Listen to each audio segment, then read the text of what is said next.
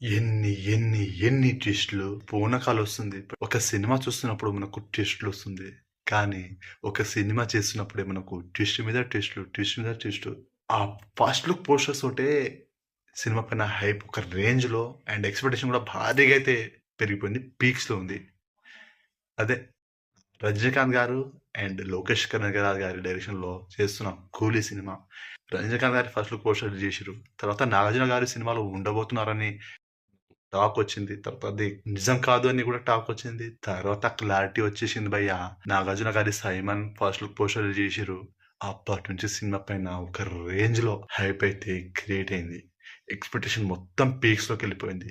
ఆ తర్వాత 'సత్య రాజేష్' గారి 'శేఖర్' అనే క్యారెక్టర్ ఫస్ట్ లుక్ పోస్టర్. తర్వాత మన బ్యూటిఫుల్ హీరోయిన్ 'శృతి హాసన్' 'ప్రీతి' ఫస్ట్ లుక్ పోస్టర్. ఆ తర్వాత మలయాళం యాక్టర్ 'సౌబిన్' 'దయాల్' క్యారెక్టర్ తన ఫస్ట్ లుక్ పోస్టర్ రిలీజ్ చేసిర్రు.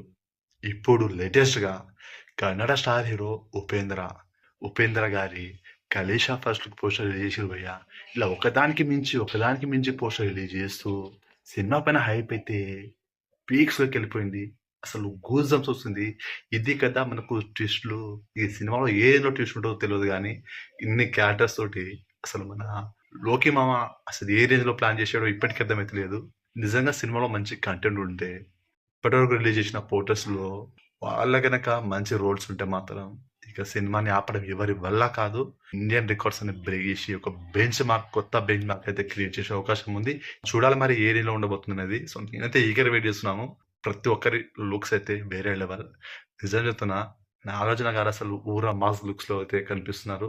అండ్ మిగతా యాక్టర్స్ కూడా బానే ఉన్నారు. సో, స్పెషల్‌గా మన టాలీవుడ్ స్టార్ హీరో కాబట్టి చెప్తున్నాను. అయినా కూడా బాగున్నారాయన. సో, దీనిపై మీ ఒపీనియన్ ఏంటో కామెంట్ చేయండి. వీడియోని లైక్ చేయండి, షేర్ చేయండి అండ్ ఛానెల్‌ని సబ్స్క్రైబ్ చేసుకోండి.